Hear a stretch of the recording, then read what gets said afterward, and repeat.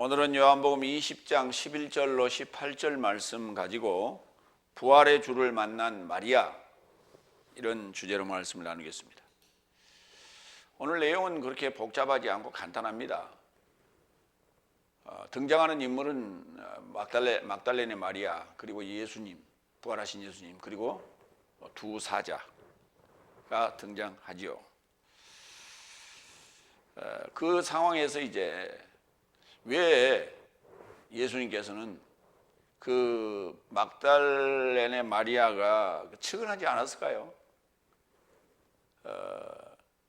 페트로스하고 요한네스가 이제 떠나고 아직도 기운이 찬 그 새벽인데 혼자 남아 있는데 그 모습이 얼마나 처량했겠어요.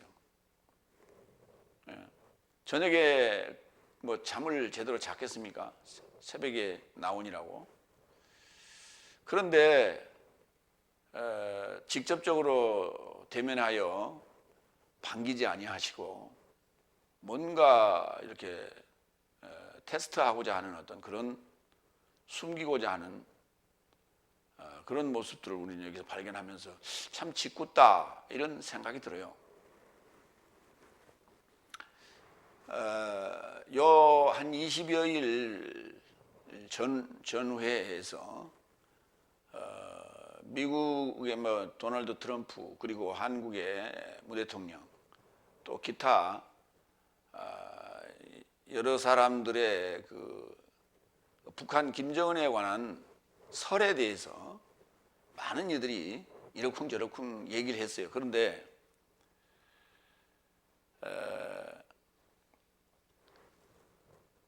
그 시기가 공교롭게도 우리나라 그 총선이 있고 그 총선에서 북한 출신이 두 사람이 당선이 됐어요. 그런데 그 시기와 맞물리면서 그러니까 지금 오늘이 지금 5월 3일이니까 거슬러 올라가면 그 15일이 5일 전입니다. 그러니까 15일 총선 전 5일부터 5일 내지 3일 전부터 지금까지. 그러니까 총선이 바로 있기 전에, 그러니까 총선을 보고 한 것이 아니라 총선이 있기 전에 잠적을 한 것이죠. 운동을 해가지고. 그런데 이제 그 당선자들이, 북한 출신 당선자들이 김정은이가 거의 다 99%는 죽었다 이런 식으로 얘기들을 하고 했는데, 그게 짐작에 의한 것이 아니라 자기들 나름대로의 어떤 정보통을 이용해서 아마 얘기를 했을 거예요. 그런데 뜻밖에도 20여일이 지난 며칠 전에, 어제 그전가요? 김정은이가 나타났어요. 5월 1일 날이죠. 5월 1일 날 그 노동절 또는 근로자의 날에 그 원산의 비료 공장에 거기 나타났어요. 중공식에 커트하러 나타났어요. 그러니까 완전 새파란 거짓말쟁이가 돼버린 거예요. 그럼 북한 입장에서 볼 때는 남한으로 도망간 배신자예요. 그런데 남한에서 볼 때는 그게 거짓말쟁이가 돼버린 거예요. 그래서 참 그들의 입장이 아주 난처해졌습니다. 그러면 그들만의 문제냐? 거기에 동조해서 수많은 그 탈북자들이 유튜브를 통해서 얘기를 했고, 기타 또 국내 나름대로 유튜버들이 이런 것 저런 걸 인용해서 아주 대서특필을 하고 떠들어대고 난리가 났어요. 연관해서 총선 이전에 교회를 통해서 거짓 그 뉴스들이, 수많은 거짓 뉴스들이 난무했어요. 그게 어디서 들어온 거냐? 미국발이라고 그렇게 돼 있어요. 근데 그것들이 다 지금 그 정보를 통해서 여당에 굉장히 불리한 표가 나올 것으로 예상하는 사람도 있었죠. 그러나 전혀 뜻밖이었어요. 다시 말해서 유권자들은 교회를 다니는 교인들도 이제는 교회 강단에서 흘러나오는 그러한 그 믿을 수 없는 정보에 대해서 맹신자들 몇 사람을 제외하고는 안 믿는다는 얘기예요. 그러니까 믿을 수 있는 것인가 믿지 못할 것인가라고 하는 것이 그런 상황들을 통해서 우리에게 검증되어지게 하는 거예요. 마찬가지로 오늘 예수님이 부활하셨는데 부활하신 예수님이 직접 마리아에게 앞에 나타나지 아니하고 여러 가지 상황과 시간을 통해서 확증하게끔 했고요. 이후에도 마찬가지입니다. 제 아들에게 예수님께서 나타나셔서도 테스트하시고 시험하시고 여러 가지 상황들을 통해서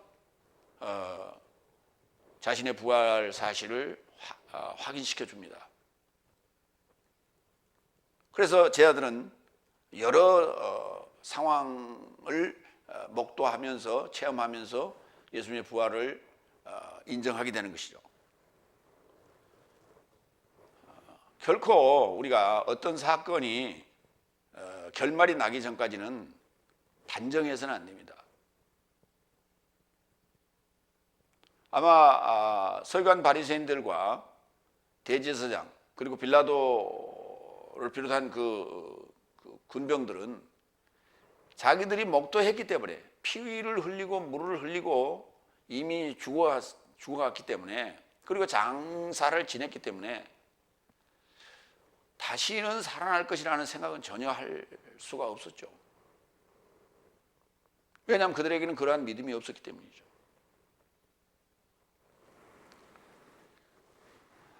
이런 여러 가지 정황들 그리고 역사적인 예수를 얘기하고 역사적인 예수의 죽음과 부활을 얘기하는 이들은 객관적인 예수님의 부활을 입증해야 됩니다. 그 기록이나 증언을. 그런데 오늘 부활하신 예수님은 객관적으로 거기 그 무덤을 지키던 군병들에게 그 모습을 보이지 않았어요. 그들은 무슨 사유인지 사라지고 없어요.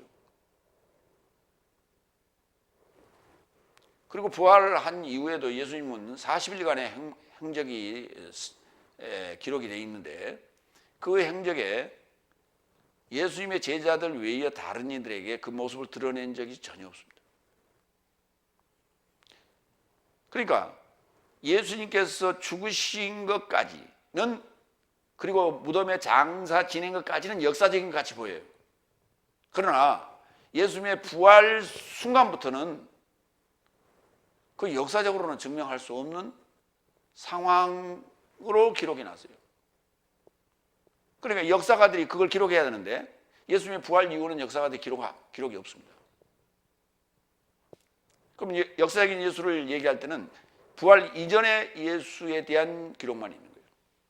그리고 부활 이전에 십자가에서 죽으신 그 예수를 기준으로 해가지고 로마가 그로부터 33년 전을 거슬러서 원년으로 삼은 거예요. 그게 바로 소위 AD가 되는 거예요. AD. AD.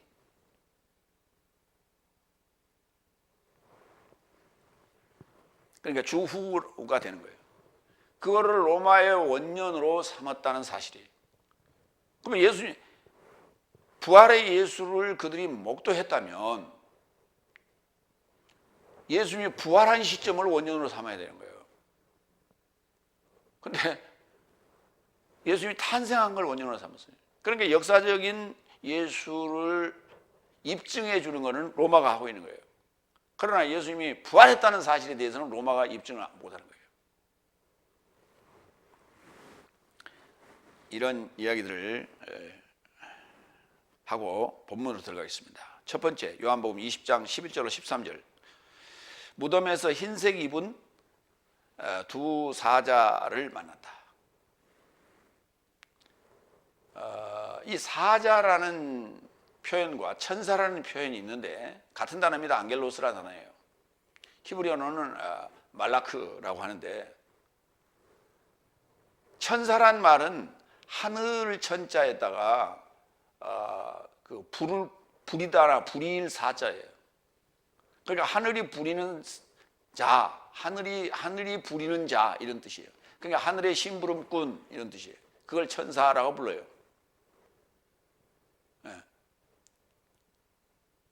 근데 그게 좀 제한적이라고요, 의미가. 그래서 사자라고, 하나님의 사자. 그거는 굉장히 포괄적인 어떤 의미를 가지고 있어요, 사자 그러면. 그래서 안겔로스라는 단어를 사자로 번역을 했습니다. 첫 번째 11절.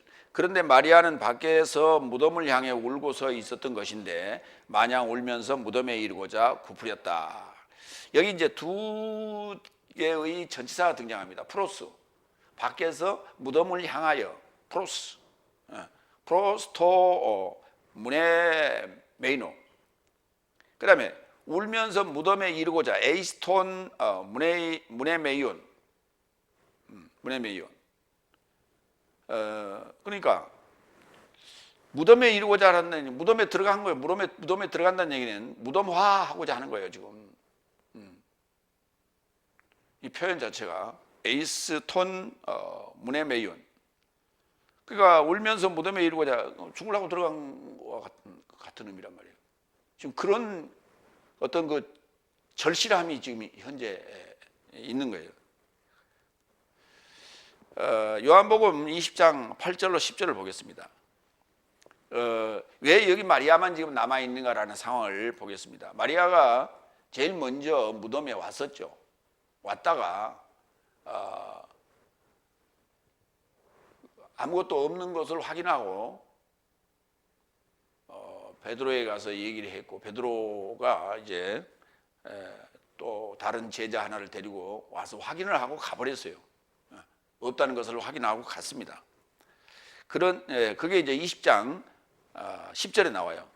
8절부터 보겠습니다. 그런즉 그때 무덤에 이르고자 먼저 왔던 다른 제자도 들어가서 알아보고 믿었다. 왜냐하면 저 삶은 죽음 삶에서 그를 일어섬이 마땅하다는 성경을 아직 알아보지 못했던 것이다. 그런즉 제자 삶이 다시 자기 삶을 향해 떠났다. 그러니까 예수님의 빈 무덤을 확인하고 그들은 떠났어요, 그냥 둘이. 그리고 남은 자가 누구냐? 마리아만 남았어요. 그래 밖에서 무덤을 향해서 울고 서 있었으면서 마냥 울면서 무덤에 이르고자, 무덤화하려고 굽으렸다. 두렵겠죠. 굉장히 두려운 상황입니다. 아무도 없는 그 아직 동트기 전이니까 컴컴한 상황인데, 이 상황에서 무덤에 들어갔다. 우리가 한번 생각을 해보세요. 이 분봉을 쓴 그런 무덤이 있잖아요, 산에. 그 무덤도요, 사실 컴컴할 때 가기가 두려워요. 그런데 이게 동굴 무덤 아닙니까? 동굴 무덤에 들어간다는 게 그건 큰 배짱이 없이는, 담력이 없이는 참 불가능한 얘기예요. 그러니까 죽을 힘을 다해서 지금 들어간 거예요. 이렇게 굽으리고 울면서요, 울면서. 그래서 사람이 울다 보면요, 두려움이 좀 이렇게 좀 둔화되는가 봐요. 아픔도 좀 둔화되는 거예요. 왜 눈물이라고 하는 것이 참 이게 묘약이에요. 묘한 약이에요. 아픔도 울 때 우리가 아플 때 울잖아요. 두려울 때 울잖아요. 그러니까 그 두려울 때 지금 울면서 들어갔다. 그러니까 그 흐르는 눈물이 있었을 텐데 그걸 그렇게 상쇄시켜주는, 담대해질 수 있고 그걸 상쇄할 수 있는 그런 어떤 묘약인가 봐요. 빌립보서 3장 18절로 19절, 울다라고 하는 단어 좀 보겠습니다. 왜냐하면 많은 삶이 그리스도스 십자가의 원수로 행동하는 것을 나는 여러 차례 네 삶에게 말했고 이제도 울면서 말한다. 이 사도 바울이 빌립보 교인들을 향해서 하는 얘기예요. 저 삶의 완성은 멸망이요, 저 삶의 하나님은 저 삶의 부끄러움 안에 있는 배와 영광이요, 땅에 속한 삶을 생각하는 삶이다. 그러니까 이거 어떤 절절함, 절실함, 호소 이럴 때 그 눈물은 상당히 호소력이 있다는 거예요. 그래서 오늘 그 어떤 그러니까 눈물의 효과가 자기를 치유하는 어떤 그런 그 고통을 상쇄하는, 없애주는 그러한 역할도 하지만 그 눈물은 상대를 설득하는 호소력도 있다. 그런가 하면 두려움도 그것을 없애는데 필요하다. 야고보서 4장 9절. 권고하며 애통하며 울부짖으며 클라이오 울다란다네요. 내 삶의 웃음은 애통에 이르고자 기쁨은 우울함에 이르고자 변화받아라. 그러니까 마냥 지금 이 그 울음이라고 하는 후에 오늘 그런 얘기 많이 가능해요. 울다가 웃으면 뭐 어디에 털난다고 그런 얘기 하는데, 웃다가 우는 건 이건 참 괴로운 일이에요. 웃다가 우는 거는 우리가 너무 이제 그 격하게 웃다 보면 자기도 모르게 눈물이 날 때도 있어요. 그렇게 나는 눈물은 슬픔의 눈물이 아니죠. 어떤 기쁨의 눈물이에요. 기쁨의 눈물인데, 이 울다가 웃는 것은 좋은 일이다. 그게. 그러니까 순서를 거꾸로 하지 말고 울다가 웃는 쪽으로 하라. 그러니까 전화위복이란 말을 쓰죠, 우리가. 전화위복. 그래서 현재의 고통은 미래의 행복을 위한 것이다. 그래서 그것을 결코 외면하지 말고 현실을 받아들이라. 그럴 때 괴로우면, 힘들면 울어라. 한바탕 울고 나면 어때요? 우리가 좀 후련한 어떤 느낌을 갖잖아요. 그런 의미에서 이제 우리가 이해를 하시면 되겠습니다. 참 이 뭐라고 설명할 수 없는, 왜 예수님의 몸이 어디론가 사라져 버렸는데 그 상황에서 글쎄 울지 않을 그런 여인이 있을까요? 굉장히 감성적인 요소죠. 그러니까 여기 두 가지가 있는 거예요. 제자들 입장은 굉장히 이성적이에요. 없으니까 사라져 버렸다. 그래서 더 이상 여기 있다가는 우리가 무슨 해를 당할지도 모르기 때문에. 왜냐하면 자기들이 치워놓고, 서기관 바리새인이나 군병들이 치워놓고 우리한테 덤태기를 씌울 수 있다는 거예요. 그럴 가능성이 있죠. 그렇기 때문에 그들은 굉장히 이성적 판단을 한 거예요. 그래서 빨리 왔다가 확인하고 가버렸어요. 그러나 감성적인 마리아는 가지 않았어요. 그걸 생각할 겨를이 없는 거예요. 찾아야 된다는 일념만이 지금 있는 거예요. 그러니까 지금 이게 감성과 이성이 교차하는 순간인데 결국은 지금 뭐가 남았어요? 감성이 남았죠.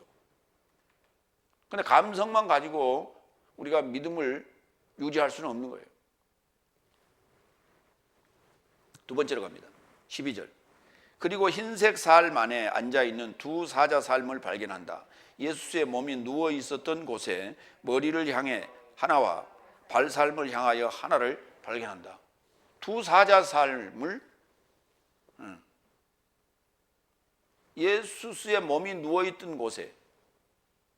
그러니까 마리아도 그때 그 장례식에 참여를 했기 때문에 예수가 머리를 어느 쪽으로 뒀는지, 발을 어느 쪽으로 뒀는지 알고 있어요. 그런데 그쪽에, 발 쪽에, 머리 쪽에, 그리고 발 쪽에 사자 삶이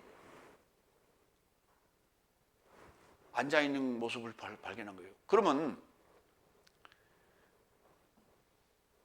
페트로스와 다른 사자는 왜 그걸 발견 못했어요?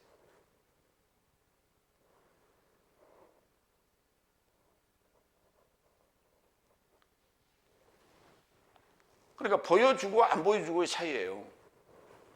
보이냐 안 보이냐의 차이가 아니라, 눈이 보이냐 안 보이냐의 차이는 눈이 좋냐 나쁘냐의 얘기고, 보여줬느냐 안 보여줬느냐의 차이예요. 그러니까 가버린 자들에게는 안 보여준 거예요. 남은 자에게 보여준 거예요. 끝까지 남은 자에게 보여준 거예요. 자, 그러니까 대화가 지금 되잖아요. 두 사자 삶을 만났어요. 보았어요. 그러니까 대화가 되기 시작하는 거예요. 그런데 페트로스와 다른 제자는 대화할 사람이 없었죠. 그렇기 때문에 그냥 상황을 목도하고 그냥 가버렸어요. 여기 지금 흰 옷이라고 이제 우리가 일반적으로 그렇게 번역이 되어 있는데 그냥 류코스라고 하는 흰색이에요, 흰색. 그러니까 올 흰색으로 보인 거예요. 뭣도 흰색 삶 안에 그랬어요. 그러니까 올 흰색으로 보이면은 뭐 흰색 삶 안에라는 표현을 안 쓰겠죠. 그러니까 흰색 삶 안에, 그러니까 옷이라는 표현을 쓰지 않아요. 하얗다, 하얗다. 뭐가 입고 있는 게 하얀 그 삶 안에, 흰색 삶 안에 앉아 있는 두 사자 삶을 발견한 거예요. 자, 이 상황이 흰색을 입었으니까 우리는 소복을 입었다. 우리가 뭐 귀신이 나타날 때 대개 여자 귀신들이 나타날 때 소복을 입고 나타나잖아요. 그런 걸 우리가 늘 얘기하는데, 글쎄요, 왜 소복을 입고 나타나요? 죽을 때 그 소복을 입고 죽었어요? 그러니까 성경에 기록된 이런 내용들을 보면요, 그런 상황을 거꾸로 쓰는 것 같아요. 이런 게 보면. 왜냐하면 되게 사자라는 표현을 쓰면요, 우리가 이제 천사하면 좋은 쪽이고 사자 그러면 좀 이제 어두운 쪽으로 우리가 생각을 해요. 그래서 사자는 저승사자 할 때 써요. 이게 하나님의 천사, 저승사자 이렇게 표현을 쓰는데 사실은 단어가 같은 단어에 안겔로스예요. 그래서 저승사자 할 때는 검정 옷을 입고 나오고 천사 할 때는 하얀 옷을 입고 나온다고. 근데 왜 그 죽었던 그 귀신, 처녀 귀신은 왜 흰색 옷을 입고 나와요? 좀 생각을 해보자 말이에요. 계시록 1장 3절로 13절로 14절을 봅니다. 일곱 촛대의 삶의 중심 안에 사람의 아들 같은 이가 발 덮는 옷을 입고 그 가슴 삶에 향해 금띠를 띠고 또한 그의 머리와 흰 털 삶은 흰 양털 같고 눈 같으며 그의 눈 삶은 불의 꽃 같다. 예, 그 인자의 머리털이에요. 머리털. 인자의 머리털은 흰 털 같고 또 양털 같다. 그리고 눈 같다. 그래서 따뜻하고 또 냉철하다 하는 얘기예요. 그러니까 따뜻하다라고 하는 요소는 감성적인 요소고, 그 다음에 차갑다라고 하는 눈 같다라고 하는 건 이성적 요소예요. 그래서 그 인자의 모습을 그 흰 털로 묘사를 했어요. 계시록 3장 4절로 5절 봅니다. 그러나 사르데이스 안에도 저 삶의 옷 삶을 더럽게 하지 않은 적은 이름 삶을 너는 갖고 있다. 그러기에 저 삶은 나와 함께 하얀 삶 안에서 나와 결합하여 활보하기에 합당한 삶이다. 이기는 자는 그가 흰 옷 삶 안에서 입을 것이요 그의 이름을 생명의 책에서 결단코 지우지 않을 것이요 그의 이름을 내 아버지 앞과 그의 사자 삶 앞에서 동의할 것이다. 흰옷 삶 안에서, 그러니까 인자의 모습도 흰옷이요 그의 사자들도 흰옷으로 지금 있었어요. 그러니까 검정 옷과는 반대가 되는, 흑암과 반대가 되는 빛이요 그 다음에 낮은 상황으로 지금 묘사를 했어요. 흰색으로. 흰색을 보고 우리는 더럽다라고 말하는 일은 없습니다. 깨끗하다 그렇게 얘기하죠. 검정색을 보고 야 깨끗하다 막 그렇게 말하진 않아요. 검정색이 어떻게 보면 광은 납니다. 그러니까 흰색 구두는 광이 잘 안 나요. 그런데 검정색 구두는, 그러니까 흰색 구두에는 투명 광을 바르지만 광약을 바르지만 검정색 구두에는 검정약을 발라요. 그래서 이렇게 잘 닦아놓으면 광이 번쩍번쩍하죠. 그러나 그걸 보고 야 깨끗하다 하진 않아요. 광이 난다 그러지. 계시록 14장 14절로 16절. 그리고 내가 알아보았다. 보라 흰 구름이다. 구름에 접하여 사람의 아들 모양이 앉았는데 그의 머리에 접해 금면류관을 가졌고 그의 손 안에는 예리한 낫을 가졌다. 그리고 유사한 사자가 성전에서 나와서 구름에 접해 앉은 자에게 큰 음성으로 외치되 당신의 낫을 보내어 거두소서. 이는 땅에 거둘 것이 마르게 되어 그 거둘 시점이 당신에게 이르렀습니다. 그러므로 구름에 접해 앉으신 이가 땅에 접해 그 낫을 던졌다. 그리고 땅이 거두어졌다. 추수의 상황이죠. 인자가 구름에 접해서 땅에 것을 지금 수확하는, 거두는 그런 상황이에요. 그런데 그 구름이 흰 구름이라고 지금 묘사했어요. 흰 구름. 여러분, 흰 구름이 땅, 지구하고 가까이 있어요? 아니면 검은 구름이 지구하고 되게 가까이 있어요? 그러니까 우리가 그 운무라고 그러죠. 산에 중턱에 걸쳐 있는 그 구름들을 보면 그걸 우리가 흰 구름이라고 말하진 않아요. 우리가 흰 구름은 여름철이나 가을철에 저 높은 하늘에 떠 있는 게 하얀 구름이죠. 근데 거기서 어떻게 낫을 던져서 땅의 것을 거둡니까? 그걸 물리적으로 아니면은 천문학적으로 이걸 설명이 불가능한 얘기예요. 그게. 그 구름에는 사람이 탈 수가 없어요.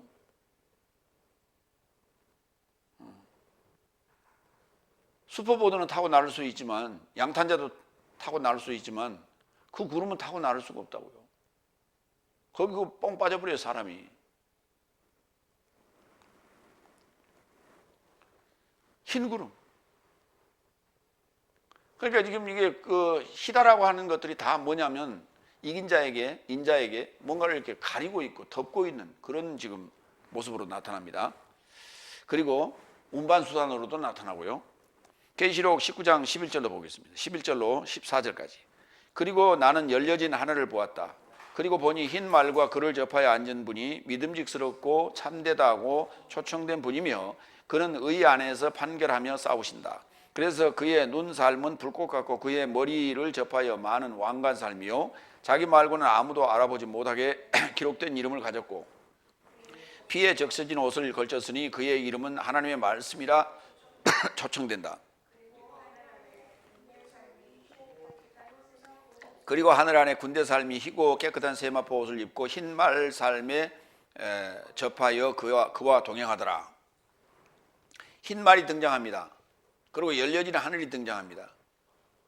여러분, 하늘을 한번 쳐다보실래요? 저 하늘이 언제 닫혀진 하늘이었어요? 태고 이래, 창조 이래 저 하늘이 닫혀져서, 저 하늘이 닫혀졌단 말은 뭐예요? 태양을 볼 수 없다는 얘기 아닙니까? 그리고 별을 볼 수 없다는 얘기예요.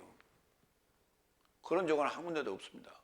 구름이 끼어서 태양을 볼 수 없고 별을 볼 수 없는 그런 때는 있었죠. 그러나 열려진 하늘을 보았다. 이거는 도대체 이게 지금 그 저기 스카이 하늘을 얘기하는 게 아니에요. 여기 지금 흰 말, 이건 흰 말과 흰 세마포 옷을 입었죠. 세마포 옷을 입었다는 것은 어떤 복장, 어떤 임무, 사역자의 어떤 모습이고, 그 다음에 흰 말을 탔다는 것은 이거는 이동수단이면서 전쟁이며 전쟁수단이기도 하고요. 그 다음에 말이라고 하는 건 소식을 전하는 그런 거예요. 그러니까 소식을 전하는 자체가 전쟁입니다. 싸움이에요. 그러면서 그 소식을 전하는 것은 이동해야 가능합니다. 그래서 인자의 모습도 복음을 전하기 위한 통치자의 모습이고, 전사의 모습이에요. 이기는 자도 마찬가지죠. 전장에서 이긴 자를, 어떤 게임에서 이긴 자, 복음 전파에서 승리한 자, 그 자가 그러니까 자기가 이긴 자라고 흰 옷 입고 다니는데, 그 흰 옷 입었는데, 그래서 속옷도 흰 옷 입었는데, 그 모르겠어요. 그러니까 백구두에 흰 양복 입었다, 흰 와이셔츠에 흰 넥타이까지 했다. 그런 외형적인 모습을 얘기하는 게 아니란 말이에요. 그거 안 더럽혀집니까? 커피 탁 뿌리면 그저 얼룩지고 벗어야 돼요. 그거. 근데 우리는 이게 그런 쇼맨십에 사람들은 넘어가요. 왜? 분위기에 넘어가는 거예요. 분위기에. 왜 그러냐? 왜 넘어가느냐? 성경을 해석함에 있어서 이런 부분들을 그냥 액면 그대로, 문자 그대로 해석을 했기 때문에 그래요. 그래서 진짜 흰 말 탄다니까. 그 사람들이 거기에 속아서 넘어가요. 그리고 하늘 안에 군대가요, 어떻게 말을 타고 다닙니까? 하늘 안에 군대, 하늘 군대는요, 공군이어야 돼요. 비행기 타고 다녀야 되는 거예요. 그게 정석이에요. 근데 말을 타고 다녀요. 근데 그게요, 나이 먹은 우리 지금 성인들에게 그것이 통하는 이유가 어린아이들 동화에 그 루돌프 사슴코가 끄는 썰매가요, 하늘을 날아다녀요. 그렇잖아요. 그리고 애들 동화 그 애니메이션에도 수없이 그런 것들이 나온단 말이에요. 그렇기 때문에 성인들도 그냥 그러려니 해요. 그냥 그게 가능하다고 생각하는 거예요. 그게 하나님은 가능하다고 생각하는 거예요.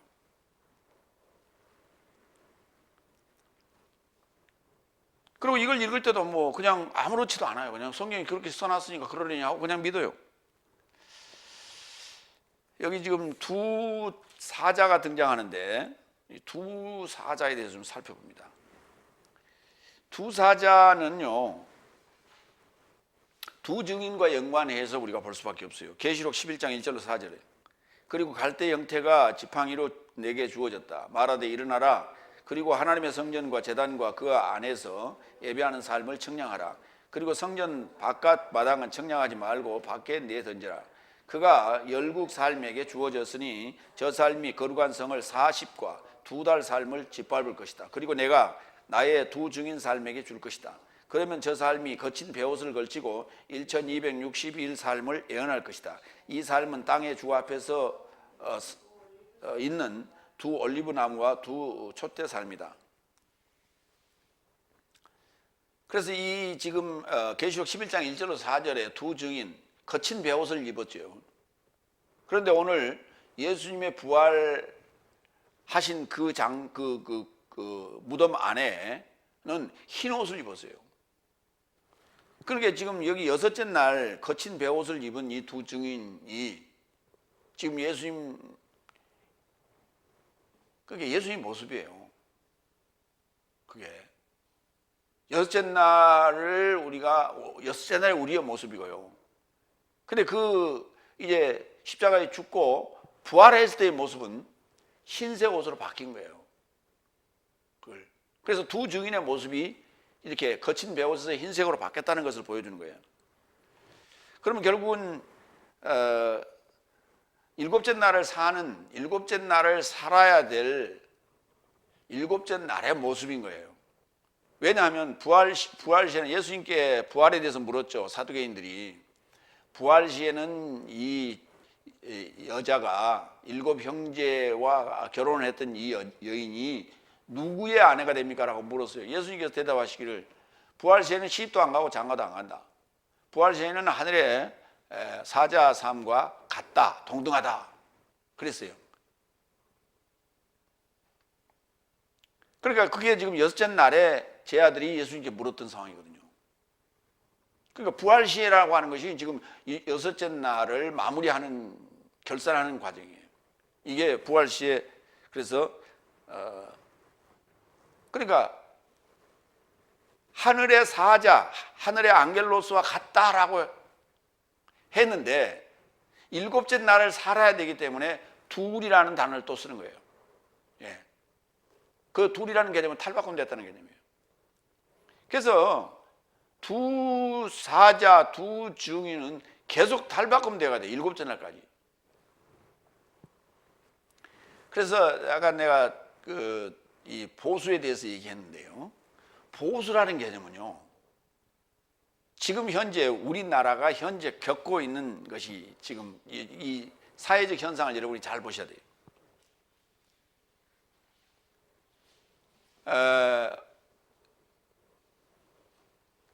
2000년대 초반까지만 해도요, 유권자들을 이렇게 분석을 할 때 50대 이상은 보수 그랬어요. 그래서 50대 이하는 진보 그랬습니다. 그런데 10년이라는 세월이 흘렀잖아요. 그러면 지금 40대가, 그러니까 50대 초반이 지금 60대가 된 거예요. 이렇게. 그러면 보수는 60대 이상이 보수 그래야 되는 거예요. 근데 60대도 지금 그 아래 세대에 동화되기 시작해요. 그래서 점점 진보적인 사고로 바뀌고 있어요. 왜? 사회가 그렇게 바뀌고 있잖아요. 사회가 그렇게 바뀌고 있는데 지금 보수라고 생각하는 사람들은 20년 전, 30년 전, 40년 전 생각을 계속 가지고 살아요. 그러니까 그들은 변하려고 하지 않는 게 보수예요. 근데 점점 나이는 먹고 보수들은 점점 없어져요. 그리고 새로운 세대가 자꾸 진입을 해요. 그렇기 때문에 진보가 승리할 수밖에 없는 거예요. 그럼 보수라고 하는 이들이 생각을 바꾸지 않으면 안 돼요. 개혁하지 않으면 안 되는 거예요. 교회 마찬가지예요. 지금 교회 지금 자기들은 보수라고 생각하는데 바꾸려고 하지 않아요. 칼빈주의 소위 이론이 그 교리가 정답이라고 생각하고 딱 고정화시키고 있어요. 그런데 진보적인 사고를 가진 이들은 계속해서 성경을 연구하고 헬라나 히브리어를 통해서 연구를 해서 새로운 내용들을 자꾸 발표를 하고 있단 말이에요. 그래서 진보는 자꾸 확장되어져 가는데 보수는, 그러면 진보가 확장되어져 가면 재원이라고 하는, 인원의 재원이라고 하는 건 제한되어 있어요. 거기에서 진보가 확장되어져 가면 보수는 점점점 자기 설 자리가 없어져요. 적어져요.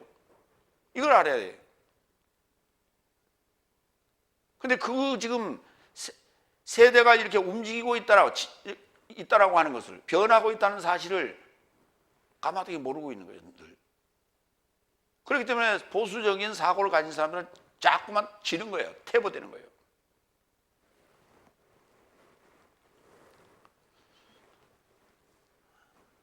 세 번째로 갑니다. 13절. 그리고 저 삶이 그녀에게 말한다. 여자여 어찌하여 우는가? 그녀가 저 삶에게 말한다. 저 삶이 나의 주를 치웠고 어디 두었는지 나는 알아보지 못한 것이기 때문이다. 이제 대화가 되기 시작해요. 이게 지금 두 사자 삶과 대화를 하는 거예요. 마리아가. 네.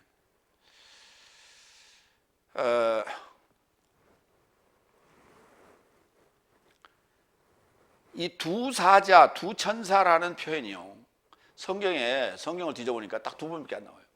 지금 요한복음에 한번 나오고 여섯째 날 부활시에, 그리고 셋째 날 창세기 19장 1절로 3절에 거기 등장해요. 두 천사가. 거기 먼저 보겠습니다. 저녁 때에 두 천사가 소돔에 이르니 마침 롯이 소돔 성문에 앉아 있다가 그들을 보고 일어나 영접하고 땅에 엎드려 절하며 이르되 내 주여 돌이켜 종의 집으로 들어와 발을 씻고 주무시고 일찍이 일어나 갈 길을 가소서. 그들이 이르되 아니라 우리가 거리에서 밤을 새우리라. 롯이 간청하며 그제서야 돌이켜 그 집으로 들어오는지라. 롯이 그들을 위하여 식탁을 베풀고 무교병을 구우니 그들이 먹으니라. 예. 이 사자들은 롯을 구하러 간 거예요. 18장에는 아브라함이 세 사람을 맞이합니다. 상수리 나무 아래에 있다가. 그래서 그들을 대접합니다. 부지 중에 대답했다 그랬는데, 그들은 심판자들이에요. 셋으로 나타나면 심판자예요. 그래서 소돔성을 멸망하겠다고 얘기하죠. 그러니까 소돔성에 누가 있어요? 자기 조카 롯이 있잖아요.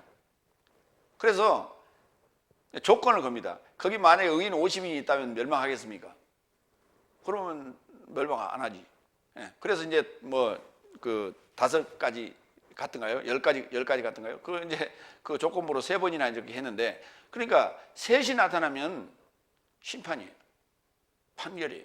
그런데 둘이 나타나면 이건 증언, 그 다음에 증언한다는 자체가 뭐예요? 구하는 거예요. 우리가 복음을 전한다는 자체가 증언하는 것인데 그게 구하는 거예요. 우리 복음을 전한 것은 그를 그 수렁텅이에서 건져내는 일이에요. 그래서 그 그때 두 증인 또는 두 천사가 가는 거죠. 그러니까 셋째 날서부터 이제 믿음에 대한 하나님의 이제 믿는 자에 대해서 하나님의 도우심이 이제 나타나기 시작하는 거예요. 그래서 두 사자가 나타납니다. 셋째 날에 이어서 이제 두 번째 등장하는 것이 이제 두 사자, 탈바꿈 소식을 전하는 탈바꿈하여 소식을 전하는 거예요. 그러니까 그걸 우리는 이제 새 하늘과 새 땅이라고 부르는 거예요. 새 소식, 새 복음, 새 언약 이렇게 얘기하는 거예요. 그러니까 우리가 지금 구약, 신약 이렇게 얘기하잖아요. 그럼 구약은 옛 언약이고 신약은 새 언약이라고 그러는데 그 새 언약이 뭐예요? 예수님께서 뭐라 했어요? 새 언약을 얘기할 때 내 피가 곧 새 언약이라고 그랬잖아요. 그 피를 받은 자가 전하는 게 새 언약이에요. 복음서의 내용하고 구약하고 차이가 얼마나 있어요?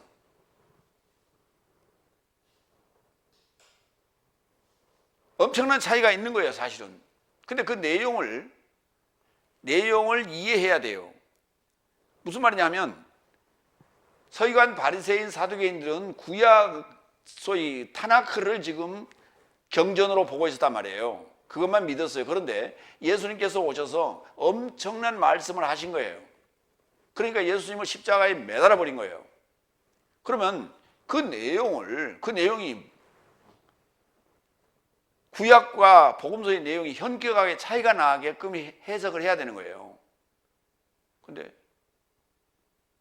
지금 현재 번역되어 있는 거나 교리적으로 설명하고 있는 것을 보면 전혀 차이를 못 느껴요. 구약에서 하나님께서 주신 십계명을 예수님께서 강화시켰다, 이 정도예요. 그런 얘기 아니에요.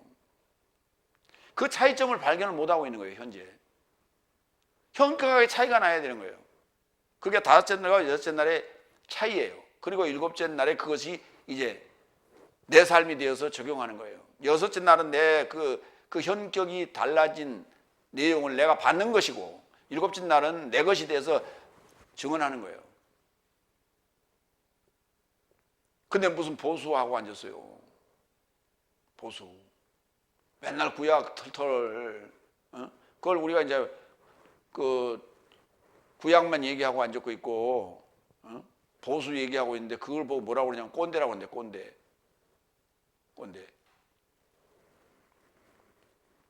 두 번째로 갑니다. 요한복음 20장 14절로 15절. 부활하신 예수를 지켜보지만 못 알아봤어요. 4절. 그리고 이런 삶을 언급하고 뒤에 이르고자 돌이켰다. 그리고 서 계신 예수를 지켜본다. 그런데 그가 예수인 줄을 알아보지 못했던 것이다. 어두워서 그랬을까요? 지켜본다는 단어가 떼오레오예요. 떼오레오. 이 떼오레오라는 동사가 떼오리아라는 명사를 만들어내는데 그거는 그 떼오리아가 구경거리 또는 볼거리, 관람 자세 또는 광경 그래요. 그러니까 우리가 그걸 지켜보죠. 이렇게 쓱 지나가. 저기서 지금 연극을 하고 쇼를 하고 뭐 싸움을 하고 있는데 그걸 쓱 보고 갑니까? 지켜보지 이렇게 한참. 구경거리. 싸움하는 것하고 불타는 것은 그건 구경거리라면서요. 그래서 이 단어 떼오레오라는 단어는 지켜본다. 이렇게 볼거리를 이렇게 유심히 본다 이런 얘기예요. 누가복음 23장 46절로 48절을 보겠습니다. 그리고 예수께서 큰 음성으로 소리질러 언급하시되 아버지 내 영을 당신의 손 삶에 이루고자 제시할 것입니다. 그리고 이 삶을 언급하시고 숨을 거두셨다.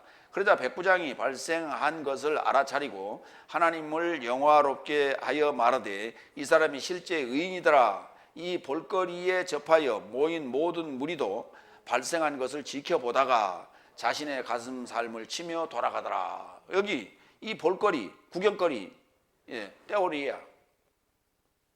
그리고 그걸 지켜보다가 발생한 그 예수님께서 이제 십자가에 죽으신 그 장면을 다 지켜보다가 사람 죽이는데 사람이 죽는데 말이죠. 그걸 지켜보고 있다는 거 참나 사람들 굉장히 잔인하잖아요. 그게 요즘은 이제 우리가 교수형을 이제 하다가 이제 사형을 지금 중단하고 있죠. 중단하고 있는데. 우리 이제 죄수들을 그 교수형에 처할 때도 그 순간은 거기 참관하는 자들만 있어요. 그게 이제 그 종교인, 뭐 목사나 뭐 스님이나 신부나 그 이제 종교가 있는 사람이라면 그 들어가는 거예요. 그 다음에 이제 그 교도관 책임자, 그 다음에 이제 법무관, 그 다음에 의사, 이런 사람들만 앞에서 이렇게 보고 있는 거죠. 그리고 이제 그 교수대에 서서 마지막 할 말이 있냐 해봐라. 그거 녹음하고 그러고 나서 이제 여기 걸고 버튼 탁 누르면 착착 하고 내려가 버리고 안 보여요. 죽는 모습이 보이지 않습니다. 그런데 우리가 그 사극을 보면은 그 칼로 치는 그 망나니가 칼로 치는 그런 모습이라든지 아니면은 그런 그 목에 줄을 다는 그런 모습들 그거 다 쳐다보고 있잖아요. 그러니까 여기도 지금 예수님께서 십자가에 죽으실 때 그 장면을 다 수많은 사람들이 지금 쳐다봤다고 지금 기록하고 있어요.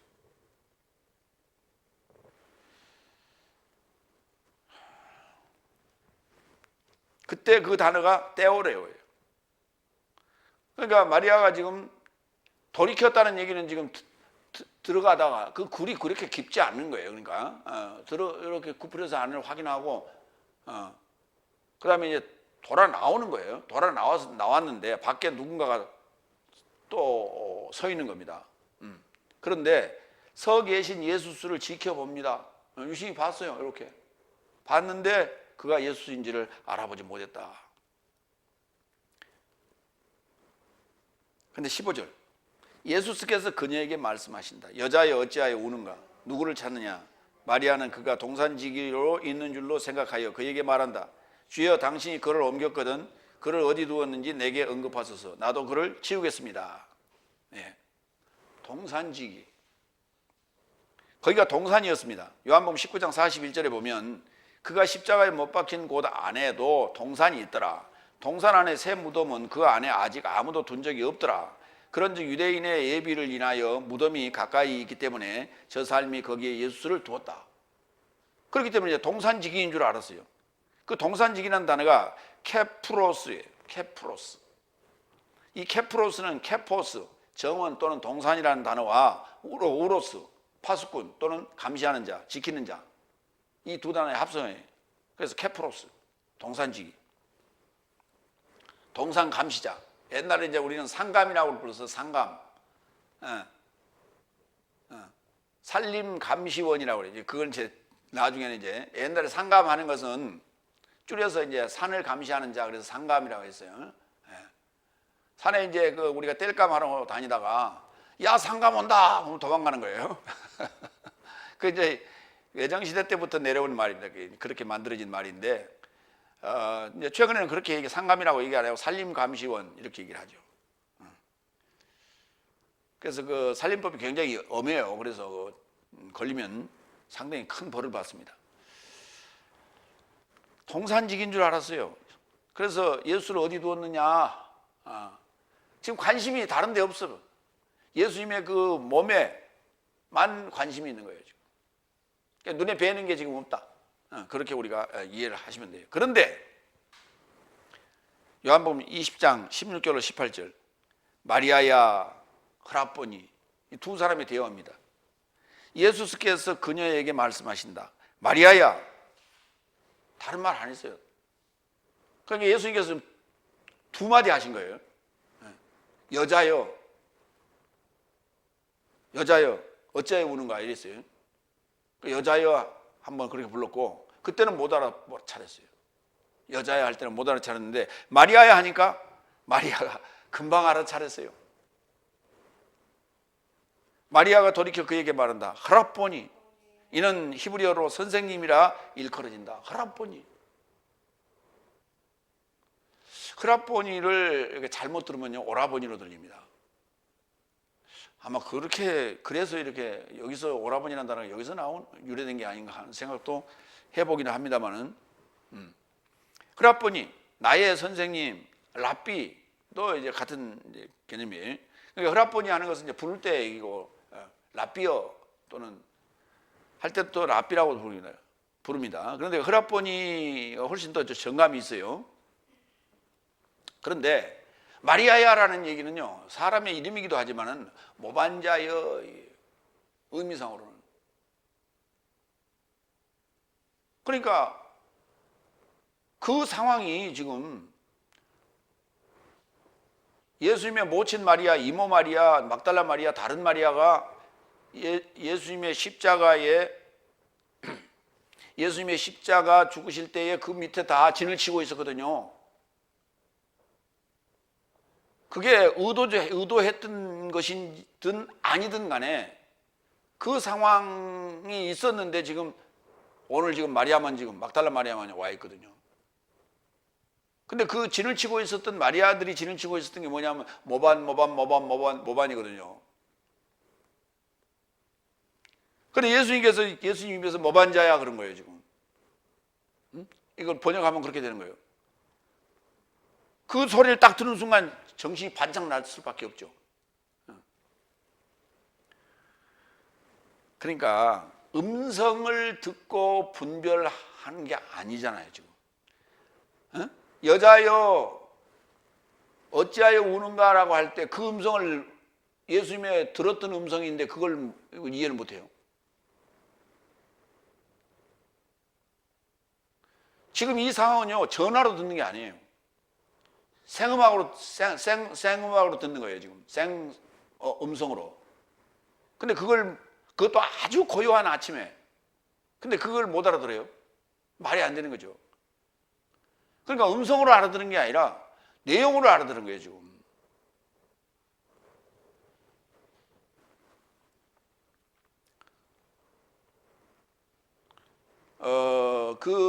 그 사람에 대해서 좋아하고 그 사람에 대해서 관심을 가지고 그 사람에 대해서 늘 이렇게 그 음성을 들었던 사람들은요, 금방 알아요. 그렇죠. 우리가 전화 딱 들어오면, 전화만 들어도 음성을 딱 들으면 누군지 금방 알잖아요. 근데 늘 함께 했던 그 사이인데, 스승과 제자 사이인데, 여자여 어찌하여 우는가 그러는데 그걸 동산직인 줄 알고, 그게 말이 안 되는 얘기입니다. 그래서 음성으로 분별하는 것이 아니다. 내용으로 분별해야 된다는 거예요. 성경도 마찬가지예요. 성경을 우리가 볼 때 요 쓰여진 요 글귀로만 이해하는 것이 아니라 내용상으로 이해해야 된다고요. 그래서 그것이 진리인지 아닌지, 이것이 하나님의 음성인지 아닌지를 분별해내야 되는 거예요. 오늘 여기서 그게 지금 설명하고 있는 거예요.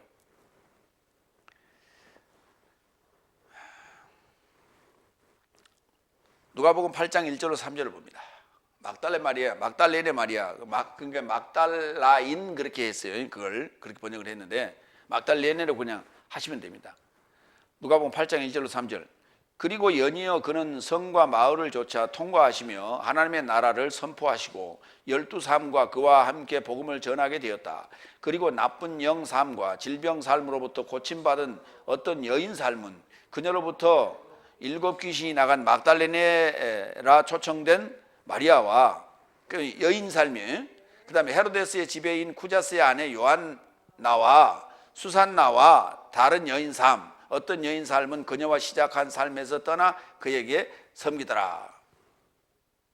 여인들이 굉장히 많이 따랐다는 얘기예요. 예수님이 그러면 아주 잘생겼어요? 비주얼이 남달라서 그렇게 사람들이, 여인들이 좋잖아요. 그게 아니잖아요. 예수님 총각이라서 그랬을까요? 참, 어떤 교회는 말이죠, 총각 목사가 하는데 여자들 이렇게 많이 거기 모인다네. 그러니까 이게 성경을 잘못 이해한 거예요. 예수님이 총각 이었으니까 여인들이 많이 이렇게 따라다니는 것처럼 누가복음에는 기록이 나단 말이에요. 능력을 보시고 쫓았던 것이죠. 능력을 보고 쫓았던 거고, 거기 등장한 이름들은 그런 어떤 그 사역과 관련된 의미를 가지고 지금 거기에 나타난 것이지 우연으로 그렇게 나타난 게 아니에요. 우연히 거기 모인 그런 사람들의 이름을 나열한 게 아니에요.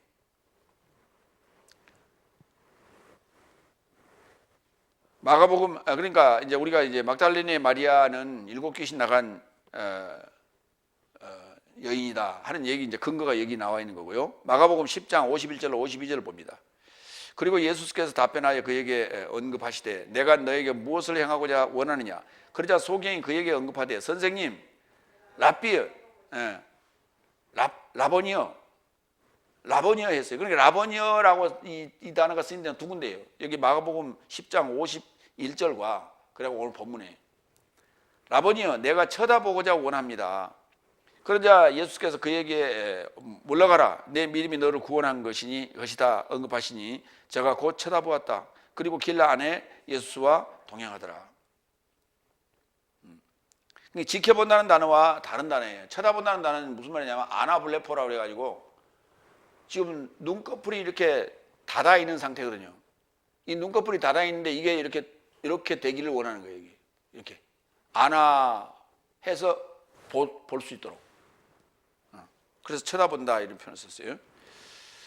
그러면 지금 쳐다보지 못하면은 목이 문제가 생겨갖고 이러고 있냐, 이렇게 우리가 이해할 수 있으나 그 말이 아니란 말이에요.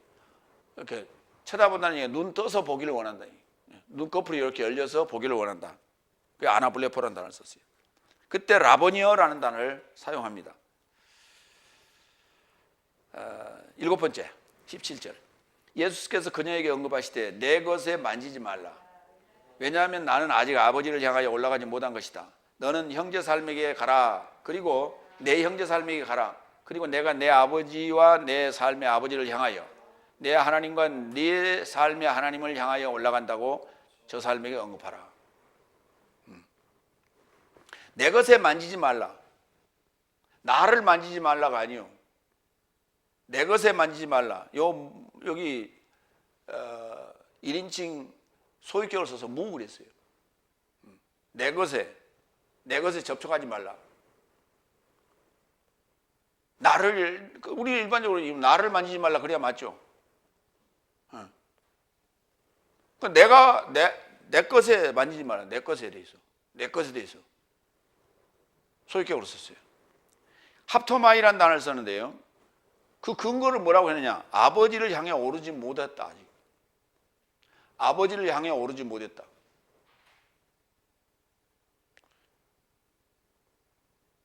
그러면 승천해야만이 온전해진 거예요.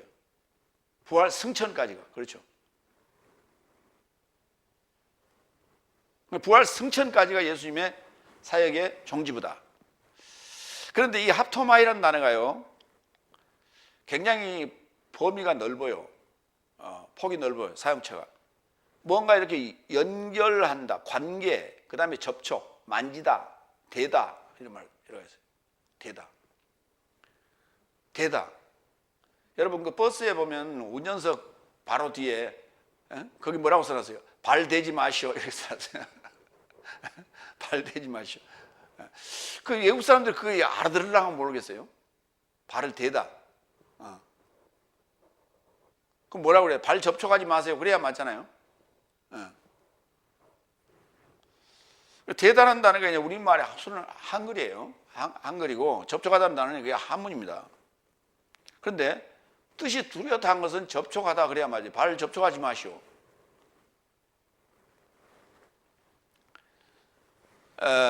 몇 군데 서로 좀 개념이 좀 이렇게 뚜렷한 것들을 몇 가지 좀 골랐는데요. 먼저 누가복음 8장 43절로 46절까지 봅니다. 그리고 12해 삶으로부터 피해 유출 안에 있는 여인이 의사 삶에 이르고자 생활 전체를 허비하여 아무에게 속하여 치료받을 힘이 없었다. 그러니까 12의 혈루병 앓은 자가 의사들한테 생활비 전체를 다 갖다 다 쏟아버리고 이제는 치료받을 힘이 없이 됐다 이 말이에요. 44절 그가 뒤로 다가와서 예수의 옷의 가장자리에 접촉하였고 그녀의 피의 유출이 즉시 멈췄다. 46절로 갑니다. 그러자 예수께서 언급하시되 누가 내 것에 접촉하였다. 왜냐하면 나로부터 나간 능력을 나는 알았다. 그러니까 이 접촉 뭔가 연결되는 연결된다 에피 개념이 아니라 이 합토마이 뭔가 이렇게 접촉하는 순간 그것이 연결 통로가 되는 거예요. 스파크가 일어나면서 뭔가 어떤 이쪽에 있는 가진 자의 것이 저쪽으로 이동하는 거예요. 그것이 좋은 것도 이동할 수 있고 나쁜 것도 이동할 수 있어요. 그래서 우리가 이제 접촉을 요즘 지금 코로나19 때문에 접촉을 금하잖아요. 그래서 악수도 안 하고 이런 것도 금하고 있잖아요. 여기는 지금 오늘 능력의 연결 통로였어요. 그 옷을 통해서도 그냥 나갔단 말이에요. 그 다음에 고린도전서 1장 2절로 갈까요? 네 삶에게서 내게 쓴 글에 대하여 여자로서 사람에게 접촉하지 않는 것이 좋으나 각자 음행을 인하여 자기 여자를 갖고 여자도 자기 남편을 가지라. 그러니까 여자로서 사람에게 접촉하지 않는 것이 좋다. 관계하지 않는 것이 좋다. 그러면 이런 관계가 뭐예요? 우리가 일반적으로 우리 말에 남녀 칠체 부동석 이런 말이 있잖아요. 부부관계, 남녀관계 이런 관계라는 단어예요. 이 단어가 합토마이라는 단어가 이런 용도로 사용됐어요. 골로새서 2장 20절로 22절. 그러니까 이금 고린도전서 7장 1절로 2절을 적용한다면은 내가 아직 아버지를 향해 가지 않았다. 그러면 아버지화 아직 안 됐단 말이에요. 나의 사이가 아직 종료가 덜 됐으니까 나하고 접촉을 피하라. 금하라. 왜? 내가 이제 너와 영원히 너와 함께 있으려면 성령을 보내주겠다. 파라클리토스 위로자 성령을 보내주겠다. 그렇게 해서 너와 이제 완전한 결합이 이루어지는 것이다. 그래서 아무리 지금 반가워도 나를 접촉하지 말라. 왜냐하면 여기 접촉하는 순간에 그 이후로 제자들을 만납니다. 예수님께서. 근데 접촉한 부분은 없어요. 내가 말은 그렇게 합니다. 와서 내 여기 손가락에 내 못자국 손가락을 넣어봐라 이렇게 말을 합니다. 그러나 보여주었지 도마가 와서 여기 손가락에 넣어보지 않았어요. 보고 그냥 믿었어요. 그러니까 말이 그렇다는 얘기예요. 나는 못자국 난 그 상처에 손가락을 넣어보지 않으면 못 믿겠다 이렇게 얘기한단 말이에요. 그러니까 말이 그렇다는 얘기예요. 그런데 보니까 이 못자국 난 상처가 보이거든. 거기 손가락을 굳이 넣어볼 필요가 뭐 있어요? 보고 그냥 믿으면 되지. 어쨌든 간에 접촉할 수 있는 그 순간들이 그런 대목이고요.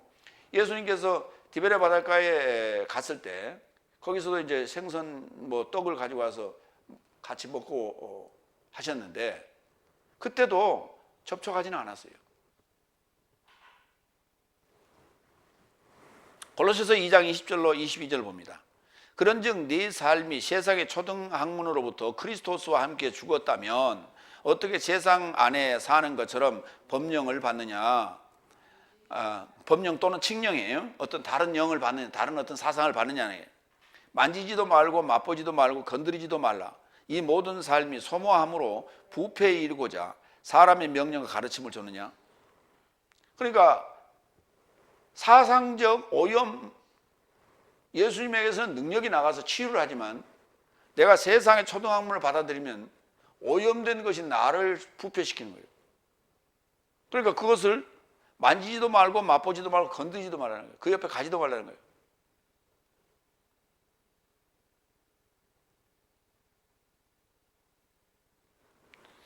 그러니까 이제 약한 입장에서 볼 때 그렇죠. 약한 입장에서 지금 이 골로새서를 쓴 거예요. 그러니까 약한 자는 접촉을 피하는 게 좋아요. 면역력이 약한 자는 밖에 안 돌아다니는 게 좋아요. 그러면 강한 자는 법 있는 자에게는 법 있는 자처럼, 법 없는 자에게는 법 없는 자처럼 행동하라고 그랬어요, 사도 바울은. 그러니까 사도 바울이 지금 두 가지 얘기한 거예요.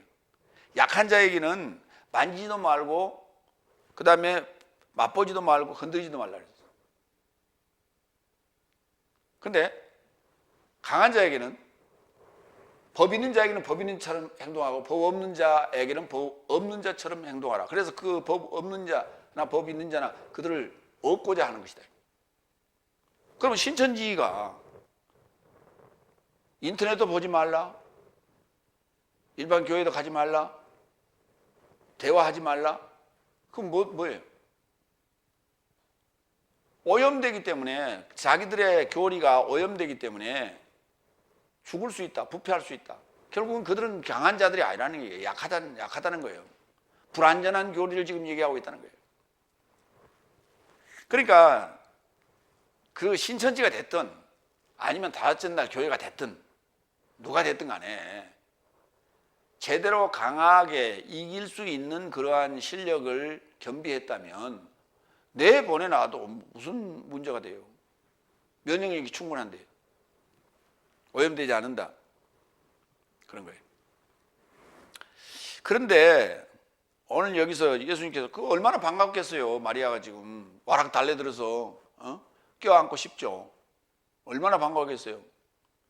네. 우리가 그 왜 이산가족 만남의 장소 장면들을 우리는 여러분 봤잖아요. 그 얼마나 참 감격스러워요. 그게 그렇잖아요. 감격스러운 장면이에요. 이 장면도 지금 그런 감격스러운 그런 클라이막스, 그런 장면으로 지금 연출할 수 있는데 예수님 오 이랬단 말이에요. 진짜 분위기가 지금 갑자기 싸해졌어요. 이 장면이. 그러니까 마리아 입장에서는 와, 이게 정 떨어진다, 뭐 이런 느낌이에요 지금. 근데 왜 이 만남을 이렇게 했을까라고 하는 거예요. 이게 거룩에 대한 것. 왜냐하면 여기에서 지금 감성적인 요소를 예수님께서는 지금 드러내면 안 되죠. 왜냐하면 냉정해야 돼요. 그리고 지극히 이성적이어야 돼요. 왜냐하면 자신의 그 최종적인 목적이 아직 덜 달성되기 때문에 성천까지 가야 돼요. 그런가 하면은 또 하나의 목적은 뭐냐면 시험적인 요소예요. 지금 제자들을 시험하는 거예요. 지금 마리아도 지금 시험의 대상인 거예요, 지금.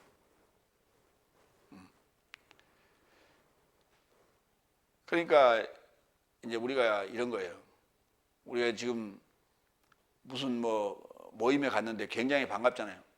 근데 악수하려고 그러니까 상대가 이렇거든.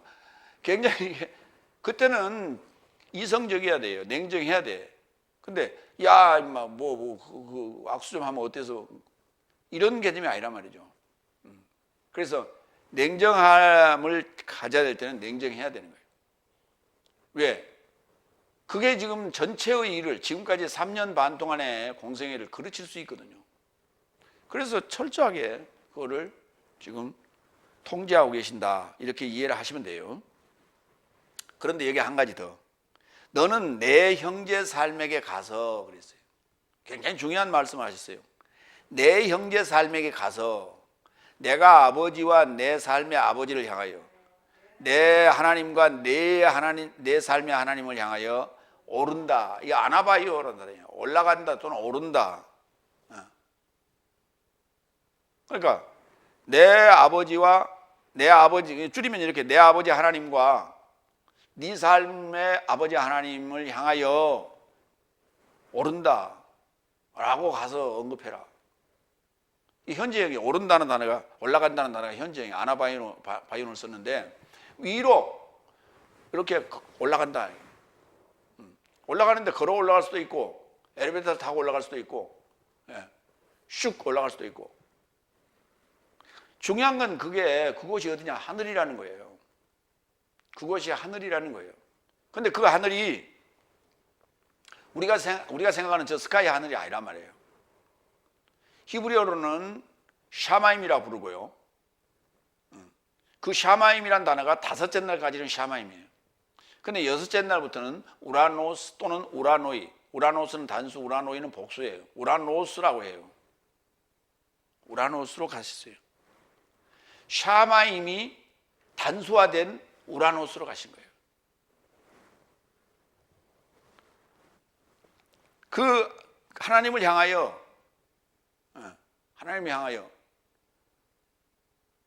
그러니까 예수님을 뭐라 그랬어요? 우리가 아버지와 말씀과 성령이라고 그러죠. 근데 지금 현재는 말씀이에요. 지금 요 상황은 그렇죠. 분리되어 있는 모습이에요. 지금 그것을 합체, 예수님께서 이제 하늘에 오르심으로 말미암아 합체.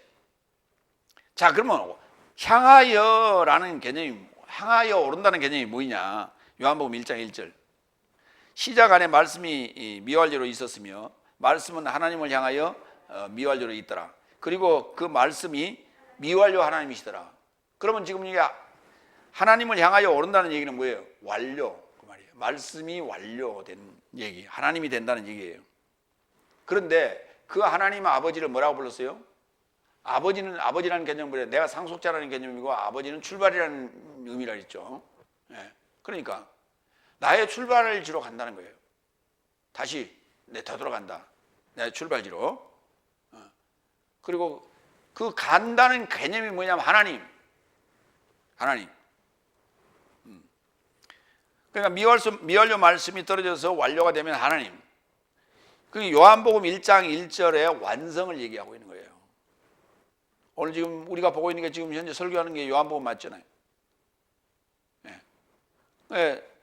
근데 나의 하나님 아버지, 네 삶의 하나님 아버지, 그러니까 내 삶의 하나님 아버지가 네 삶의 하나님 아버지 같단 말이에요. 그렇죠? 그래서 나와 너는 형제, 그랬어. 내 형제 삶에게 그랬어요. 가서 그랬어요. 히브리서 2장 11절. 이 부분을 이제 정리를 해놓은 거예요. 거룩하게 하시는 자와 거룩함을 받는 삶이 모두 하나에서 나왔으니 이런 이유로 저 삶을 형제라 초청하시길 부끄러워 아니하시고. 그러니까 우리가 출발할 때는 흙에서 출발합니다. 땅에서 아담아 나온 아파르로, 하아다마에서 나온 아파르로 출발했어요. 아파르민 하아다마. 하아다마에서 나온 아파르로 출발했어요. 그런데 여섯째 날 예수님이 그 안에서 탄생을 하시면, 오늘 지금 그 탄생하시고 공생의 여섯째 날을 마치고 예수님이 십자가에 죽으시고 부활하시고 승천하시면은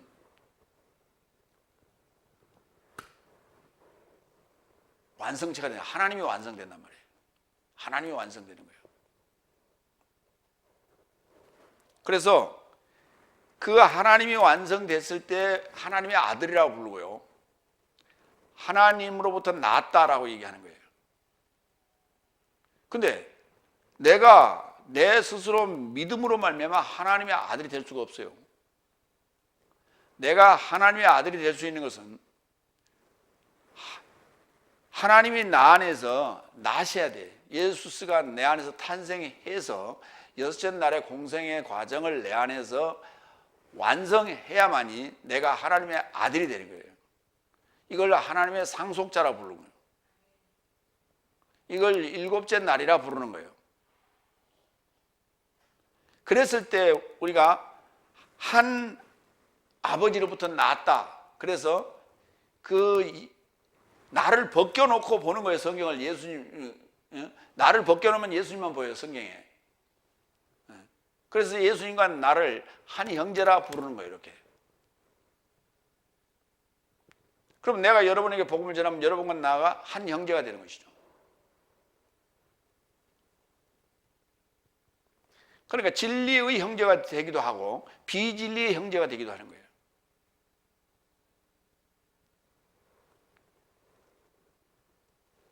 그러면 우리가 무엇을 받아야 진리의 형제가 될 것이며 어떤 것이 비진리인가를 분별해내야 되겠죠. 이건 굉장히 중요한 얘기예요. 그러니까 예수님이 내 안에서 탄생되어서 내 안에서 공생애를 마쳤다라는 이게 뭐냐? 이게 뭐냐라고 하는 거예요. 그게 뭘로 우리가 그걸 분별합니까? 복음서를 어떻게 이해하느냐예요. 그 개념으로 내 안에서 예수님이 탄생하여서 공생애를 내 안에서 마치셨다라고 하는 것으로 이해를 하면 복음서가 기존의 복음서로 안 보여요. 기존의 복음서는 예수님의 공생애, 역사적인 공생애를 기록해 놓은 걸로 보인다고요. 그러나 내 안에 탄생한 예수님께서 내 안에서 공생애를 마치셨다라고 하는 것으로 보면 내 사건으로 보여요. 그래야 내가 하나님의 아들이 될 수 있는 거예요. 그 말이 무슨 말이냐면 나로 인하지 아니하고는, 나를 통과하지 아니하고는 아버지께로 올 자가 없느니라 그랬어요. 예수님께서 요한복음 14장에서. 내가 길이요, 내가 방법이요, 내가 진리요, 내가 길이요 진리요 생명이니 그랬죠. 나를 통과하지 아니하고는, 나를 통과하지 아니하고는 아버지를 향하여 올 자가 없다라는 얘기가 하나님과 하나 될 수 없다는 얘기예요. 하나님의 아들이 될 수 없다는 얘기예요. 반드시 예수님이 탄생해서 여섯째 날 공생애가 내 안에서 이루어져야만이, 완성돼야만이 가능한 거예요. 그런데 그렇지 아니하고 역사적인 예수만을 믿으면서 나는 하나님의 아들이다, 나는 구원받았다, 나는 하나님을 아버지라 부른다, 그거는 껍데기요, 이론에 불과한 거예요. 실제가 아니에요. 8번째 18절 막달레네 마리아가 제자 삶에게 소식 전하고자 간다. 내가 주를 본 것이기 때문이고 주께서 그녀에게 이 삶을 언급하셨기 때문이다.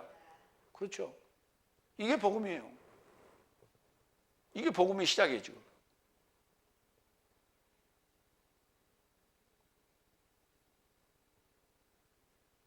이 복음이 바로 모반의 복음이란 말이에요. 우리는 복음 그러면 좋은 소식이죠. 그 좋은 소식이 뭐냐? 내용은 모반이라니까. 그러면 한번 시작을 해보자고요. 예수님이 탄생할 때 누구에게서 탄생했어요? 마리아에게서 탄생했죠. 예수님의 부활 소식을 누가 가지고 갔어요? 마리아가 가지고 가잖아요. 그럼 복음은 마가복음 1장 1절 열어보세요.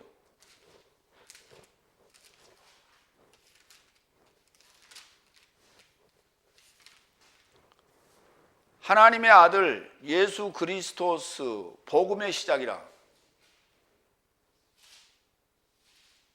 하나님의 아들 되는 것, 예수 그리스도스의 복음의 시작이라. 근데 그 역사는 모반의 역사라니까. 그러니까 복음하면 예수 그리스도인데 예수 그리스도가 뭐하러 오셨냐? 모반하러 오셨다니까. 그 모반을 사주한 자가 누구냐? 마리아라니까. 모반이 완성됐습니다라는 것을 알려준 자가 또 마리아라니까. 모반자라니까. 그래서 복음을 우리는 좋은 소식이라고 그러는데 모반의 복음이라고요. 이 모반은 실패하면 구족을 멸망을 당하는 거고, 성공하면 영원히 사는 거예요. 영생하는 거예요. 그러니까 이 모반의 복음은 위험한 거예요, 상당히. 그래서 사람들이 안 하려고 그래요. 안 받으려고 그래요. 그러나 받으면 고통이 있지만 반드시 이기게 돼 있어요. 승리하게 돼 있어요. 질 수도 있고 이길 수도 있는 게임이라면 계시록에서 이기는 자는 이라는 단어를 쓰면 안 돼요. 반드시 이기게 돼 있어요, 이 싸움.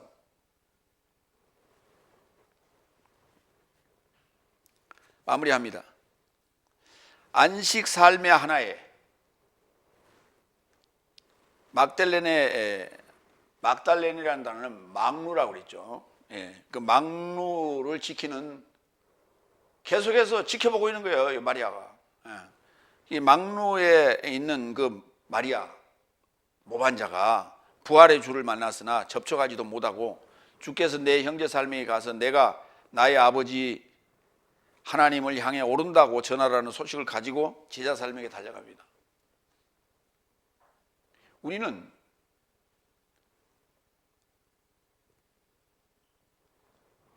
목도했어요. 만질 필요 없어요. 이제 내하고 하나 될 거니까. 그 내 안에서 일어난 일들이에요.